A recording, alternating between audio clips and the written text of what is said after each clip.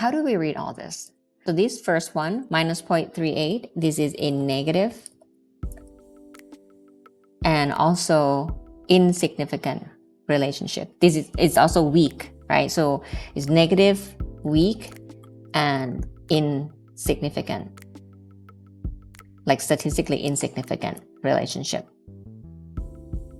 And this one is the same. This is negative, weak, and insignificant relationship, whereas this one is positive. The next one, the last one, is positive, strong, and significant relationship, right? So how do we know that it's negative or positive? Very easy, because there's a negative sign there. So we know that this is a negative relationship. And this one is positive. There's no negative in front of it, right? So with that, it's a positive relationship. Now, how do we know whether it is weak, moderate, or strong? So you can refer back to this slide here that we looked at in class, right? This is how we interpret a correlation.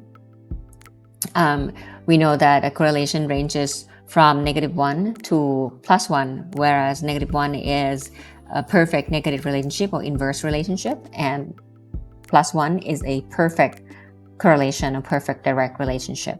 So the further away from 0, the stronger the relationship, and the closer to 0, the weaker the relationship. So when it's ranged between like -0.20 to -0.40, this is a weak relationship, weak negative relationship. And when it's 0.20 to 0.40, this is a positive weak relationship.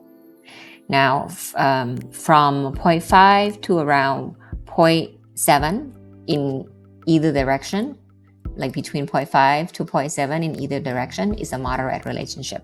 And then from 0.8 and above, from 0.8 and above, like 0.8 to the right here, or -0.8 to the left here, it's a strong relationship, right? So now moving back here, that's why -0.32 is a weak relationship, and -0.21 is a weak relationship, and 0.82 is a strong relationship. So when we move back up here, when we go up here, you see that for hypothesis 1, which stated that age and perceived by support are strongly correlated. This hypothesis is not supported because it's actually a negative relationship, not a positive relationship. So the older the student, right, the older they are, the less support they perceive from campus for that data, for that sample. And however, this relationship is not statistically significant. And so this hypothesis was not supported. Hypothesis 2 was similar, right? It predicted a positive correlation between age and sense of belonging, but the data show that the relationship between these two variables are actually negative, and it was a weak relationship, and it was also insignificant relationship. It was not statistically significant. So hypothesis 2 was not supported. And so I can write it here, not supported. Now the third one predicted a positive relationship between perceived campus support and sense of belonging. And the data show that, yes, indeed, it was a positive relationship. And it was also a strong relationship as well. And this relationship was statistically significant at the p is less than 0.001. So the hypothesis was supported. So what this means is that the more support a student perceives, the higher sense of belonging they will feel as well.